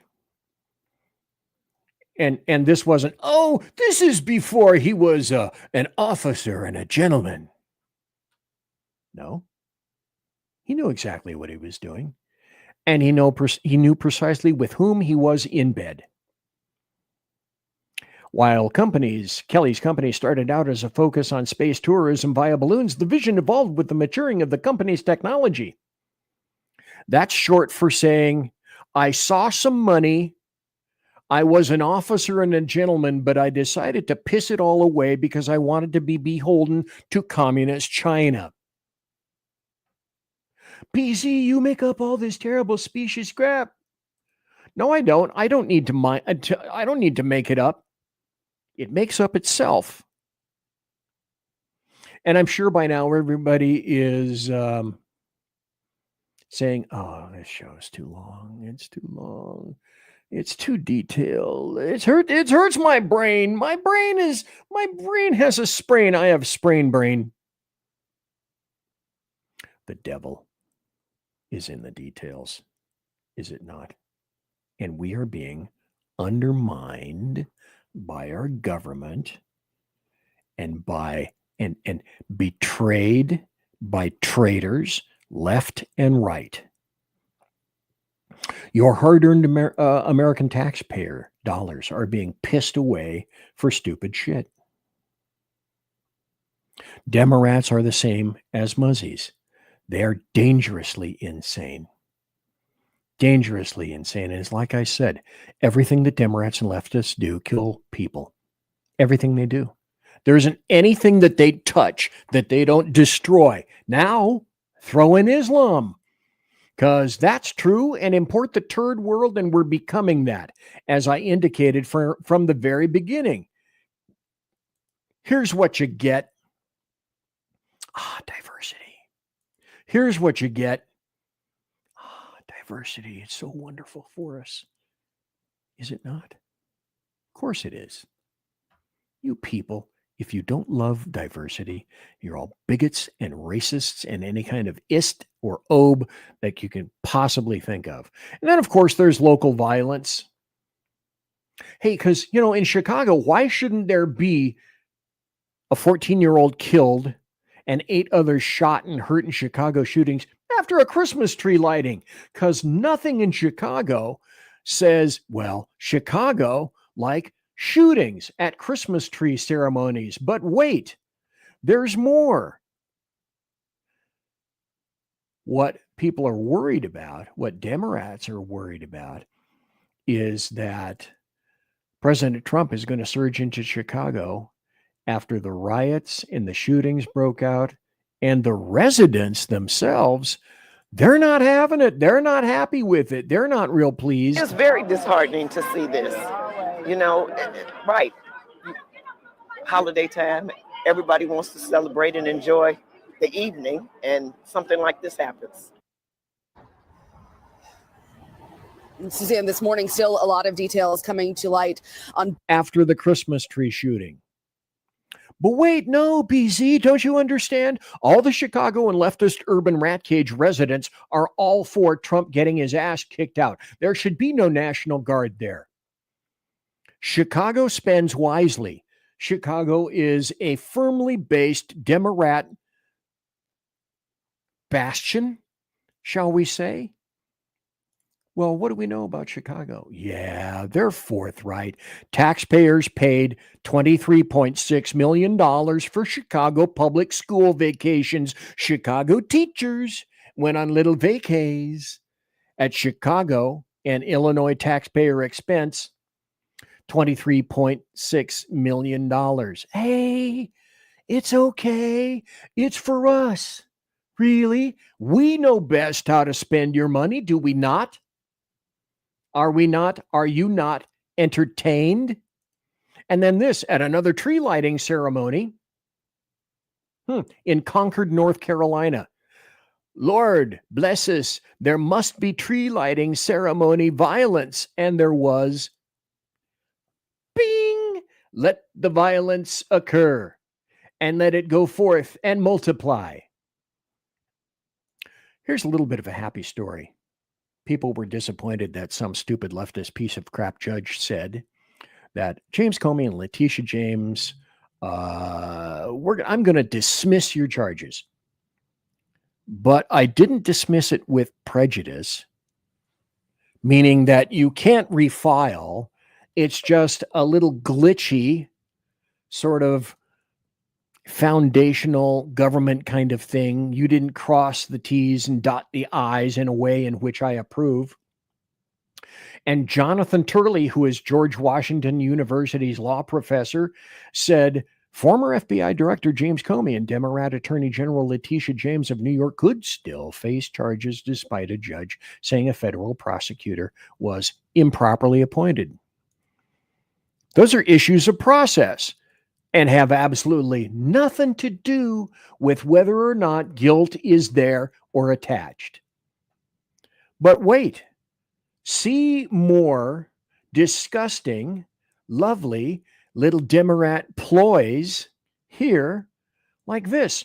AOC email seeks donations for turkey giveaway, but money goes directly into her coffers. If you want to donate for a turkey giveaway and you were sufficiently stupid to do that into the AOC website, you found that she had cooked up some kind of a new way to have her cake and eat it too by tying her annual turkey giveaway to her massive re-election campaign enterprise. And she said, "Oh, Thanksgiving is only 2 weeks away."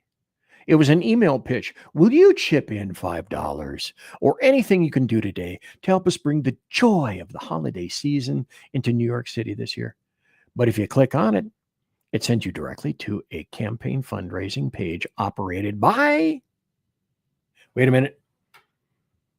Do I have this? Operated by,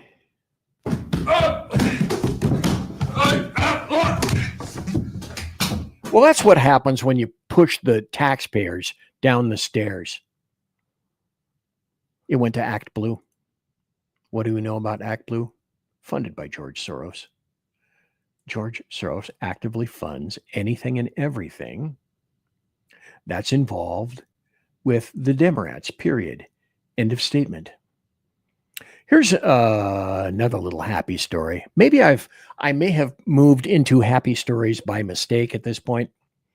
And I'm sure that had you need to winkle, you would already have hit the electric winkle chamber at some point like this. I still have my beverage. And I meant to drink like a fish tonight. Smells like vodka. Smells like victory. But because I had so much to talk about, I haven't been drinking much. Trust me, after the show, I will make up for it wonderfully. DOJ sues Newsom over California giving illegal immigrants college tuition benefits. Californians, Califalians. Aren't you happy to have your taxpayer, your hard-earned American taxpayer dollar, funded into giving immigrants, illegal invaders, college tuition? Because they need it. Certainly they need it more than your stupid kid. God, your kids are stupid. I wish that your kids would stop being stupid. But wait, there's more. You know, if Newsom wanted to really tackle the, what's he got now, $20 billion deficit in the state of Califalia, you know, there is something that he can do. Let's listen to one of the things. I'm not going to play the whole video because you'll get it. You'll grok the concept at the very beginning. So Governor Newsom one of the things that he can do to try to reclaim some of this money for his deficit is... Hi, I'm Kim Stevens. Thanks a lot for joining us tonight. California has a budget problem. The No. Legislative Analyst Office is predicting a gloomy outlook for next year because too much money is being spent and not enough is coming in. How much? Well, an $18 billion problem next year and $35 billion deficit the following year. The governor has some answers to right the state's financial ship. They're controversial. You're going to love this. This is fucking awesome. You guys are going to, well, you guys in California, I just laugh from afar. You guys in California will be laughing all the way to your tax statements. Painful or a perfect answer. That's for you to decide. Tonight, the group Californians United for a Responsible Budget say the perfect answer is simple. Close California prisons.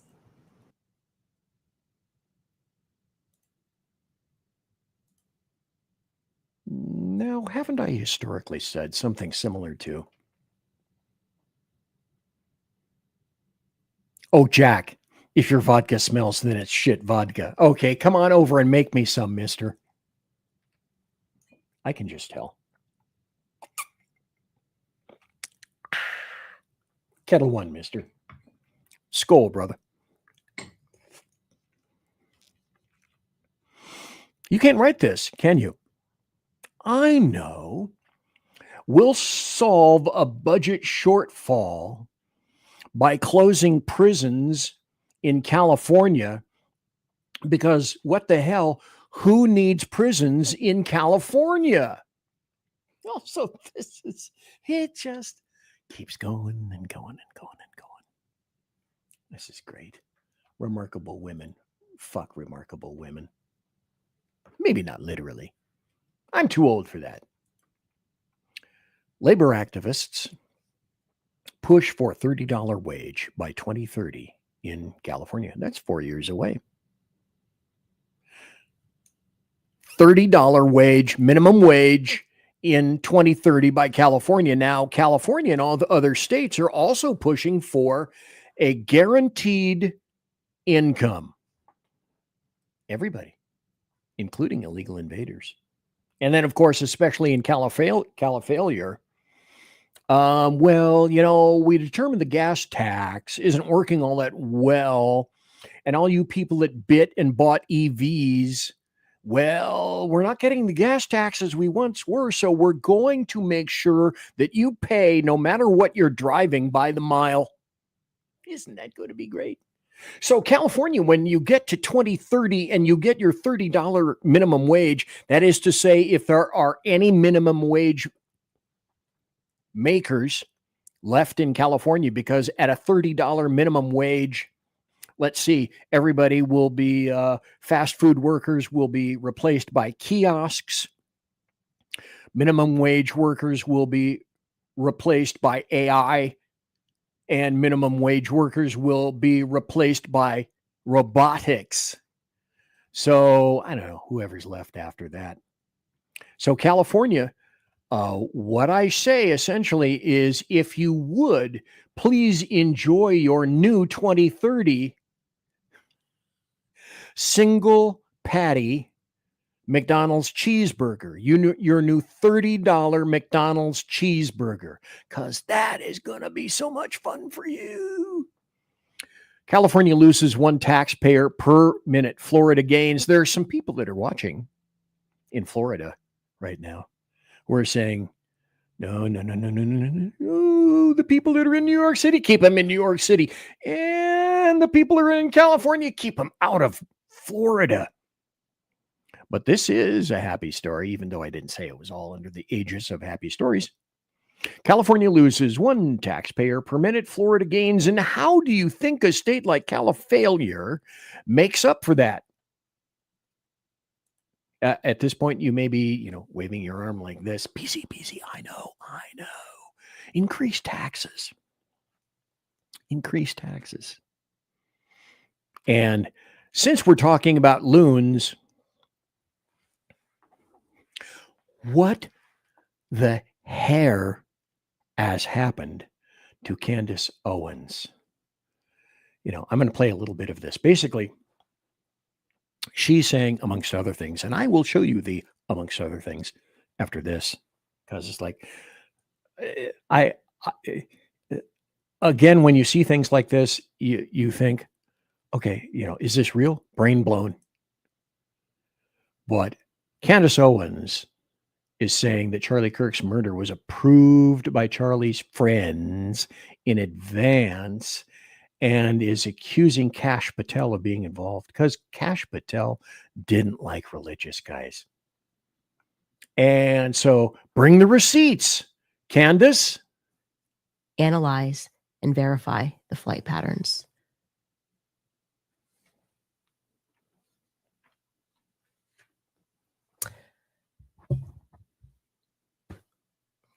So, I think we know why Kash Patel is out, right? I mean, I read this, checked it, verified it, and I just want to know why, Charlie. I want to know why the decision was made to murder Charlie Kirk, a decision that very clearly had to be approved by Charlie's friends. If you've noticed, I've paused any number of times tonight.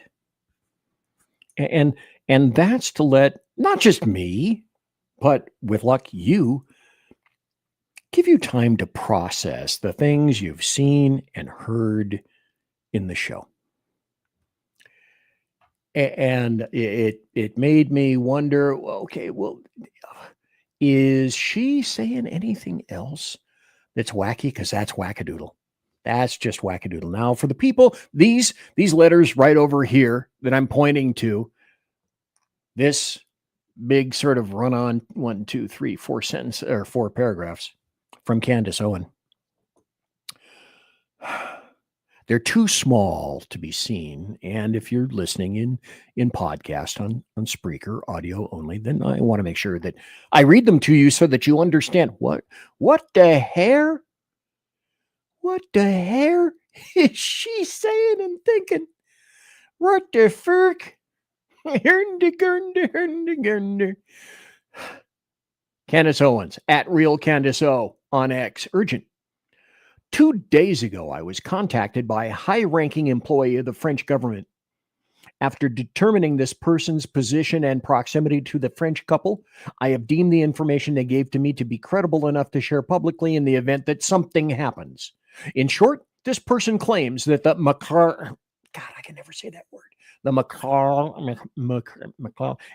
have executed upon and paid for my assassination.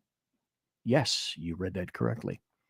More specifically, the green light was given to a small team in National Gendarmerie Intervention Group. I am told there is one Israeli that is on this assassination squad, and the plans were formalized.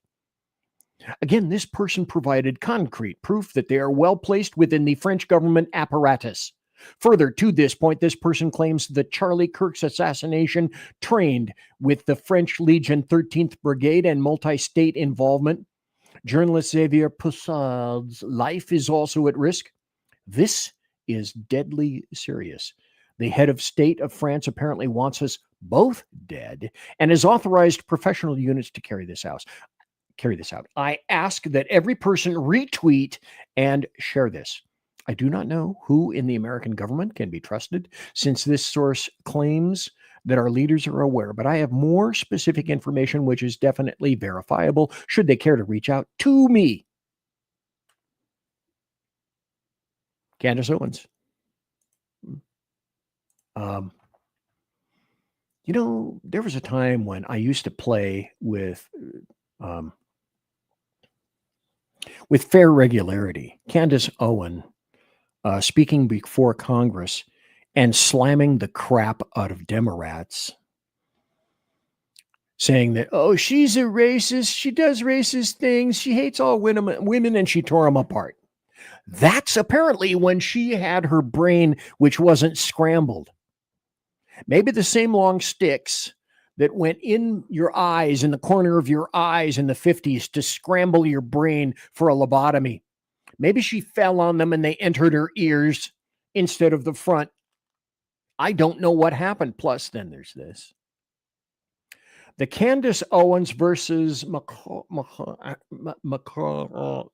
lawsuit, a complete collapse in real thread. Now, this is interesting. Not going to read it, wouldn't be prudent, but it will be on my Rumble website when I post the show.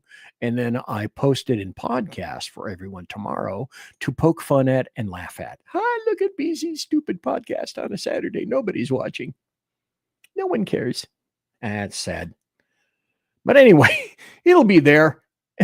It's like, I say, because it's true, you can't write this stuff. How can you? You can't write this stuff.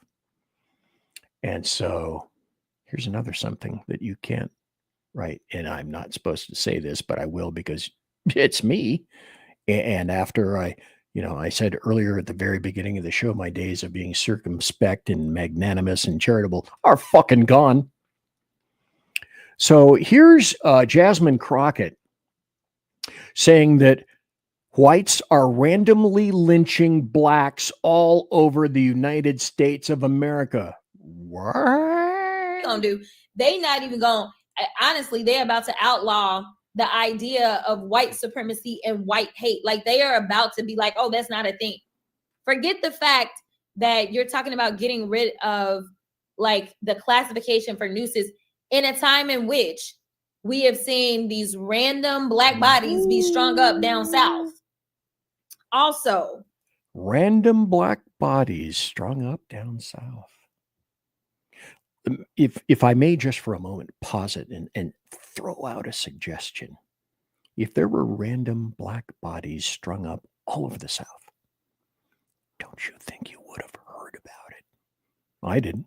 I keep a pretty good pulse, a pretty good finger right here on the pulse of the American media maggots, because they would not just love, they would love to hear that. Seemingly at a time in which you're back in office, because what you do is you embolden the hate. You embolden everybody to take off their hoods. That is what he has done. Now, see, the same thing they accuse you of, they are doing only worse. All the violence, all the yay National Guard deaths, all the yay Charlie Kirk deaths, all the yay people are getting injured, all the yay defund the police, all the yay we're going to riot and we're going to hurt people and kill as many cops as we possibly can. It's from them. He is the one that is producing this violence. Listen, gonna do? They not even going. Okay, boo. Good to hear you. Black female racist. Bint. Mark 1, Model 2. Oh gosh, I haven't done this yet. So let me, if I can find this, and at least let you know where it is that you are and what you've been listening to. Conservative media done right. You're listening to the SHR Media Network. Wow, if God had a voice, maybe that would be God's voice. This is also very bizarre. Bizarre. It's very bizarre. I consider this very bizarre. So Marjorie Taylor Greene has said that, okay, I'll be retiring, what'd you say, January 21st, something like that. Because she wasn't supporting Trump. That's not a shock. And that she's going to show Trump. She's going to run. One of three things is going to happen with her. And it will lead to something else in January, which will occur first.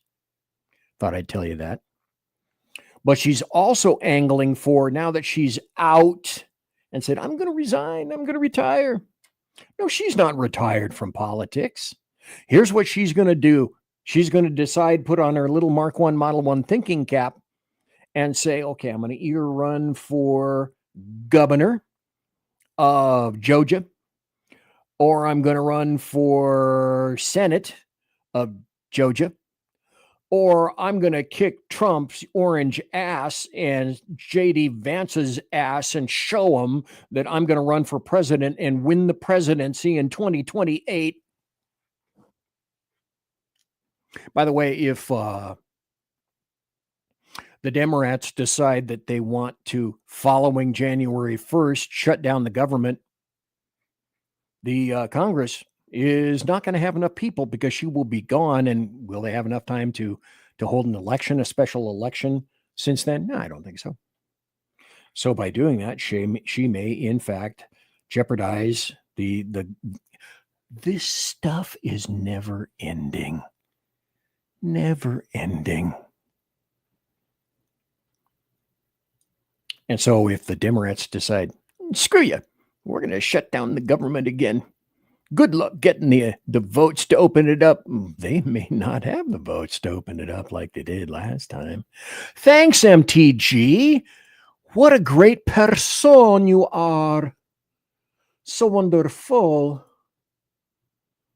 Also, and then this happened after it was announced that MTG, Marjorie Taylor Greene, was going to be leaving the Republicans. And somebody said, you know what? Like Big Evil in End of Watch. Why do they call you Big Evil? Because my evil is big. Well, it looks like Jamie Raskin says he has a tent, and his tent is big also. Go, Jamie. Let me just say a couple more things, you great Florida Democrats. One of them is we are a big tent. We must be a huge, vast tent. I say this is a party that's got room for Marjorie Taylor Greene if she wants to come over. We got room for anybody who wants to stand up for the Constitution and for the Bill of Rights. And that was meant with resounding success. Huzzah! Jamie Raskin, we're all behind you, mister. Do you feel our penises? Because that's how we're behind you at this point. That kind of went over like a lumpy piece of poop in the punch bowl. And here comes the man with no shame. Maybe I need to make that a new segment. I haven't done the segments tonight because I was all thrombasticated because of all my kerfuffle-ishness with Facebook. I may not be on Facebook for much longer because they just extorted money out of me. See the beginning of the show. So this might be, like I say, the new segment, the Man of the Week. Here's a man of the week. He's a 38-year-old able-bodied dude, no kids, not going to school, doesn't have a job, and says he's going to be devastated when he loses his food stamps. That's some bull. Nelson Scott is on the verge of losing access to the Supplemental Nutrition Assistance Program, or SNAP. He is 38, not disabled, doesn't have any kids, doesn't go to school, and doesn't have a job. Those are just some of the reasons he is no longer eligible for SNAP benefits. How much did SNAP help you? It helped me a lot. I get $292 a month. Okay. Hello, moron. Go get a job. Get off your lazy ass and get a job. How many people fall under that category? Him and a ton of others. It's like you can't write all this. So I hope tonight, if you haven't learned anything at all, because I'm about to wrap up the show, because I still have a lot more of this, and there isn't any ice in here, and I want more, and I want more of it with ice, and I want Diet Sprite in there too. So that's what I'm going to be doing when I hang up the show, right? So I'm hanging up the show. I still have a butt ton of things to talk about up here, but you know what I'm going to do? I think unless something really weird happens, I'm going to wait until Tuesday. And in the meantime, Sean Lewis, I Bigfooted everything I could possibly think of up your nose with a rubber hose. And I talked about all this stuff before you did. That shit's not funny. Sean is saying that right now. Look, you fat fuck. That shit is not funny. And that is, I'm about to place you in excommunicado from SHR. You try that one more time, mister, and you're out. You're out. And in case Sean is watching, he just said, you're out.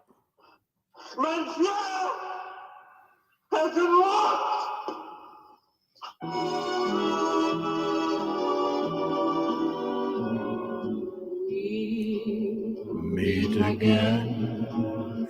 Don't know where. Don't know when. So, ladies and gentlemen, boys and girls, children of all ages, thanks for listening to BZ's Berserk Bobcat Saloon radio show, live and direct, right here from the SHR Media Network in the Nof, Idaho studio, about 10 feet by about 12 feet. Not really big. I'll show you the studio someday. And it'll be available in podcast tomorrow. I will post the show so that people can watch it in podcast a little bit later. By the way, as per normal, promotional consideration is by the Lockheed Martin Skunk Works, also by Shure and Electro Voice microphones, also by the people who make my mixer Arrakis, and also by the Pratt & Whitney Engine Company, producing dependable engines which yield thrust you can trust. Tiaras are by My Little Pony. And also, thanks to my personal KC-135, KC-135 Kettle One refueling team, with whom I shall be concerting very, very soon. Very, very soon. Okay, everybody, Tuesday night I'll be back. One and all. God bless. Night, Mama. Night, Ben. Take care. Good night, everyone. Good night, Mama. Good night, Daddy. Be safe. Have a Good night, great children. Sunday. Good night, Daddy. Good night, Elizabeth. Good night, John Boy. Good night, Tim Bob. Good night, Tim Bob. Good night, Tim Bob. What's going on? I was asleep. What's everybody doing? Good night, Good night, Tim Bob.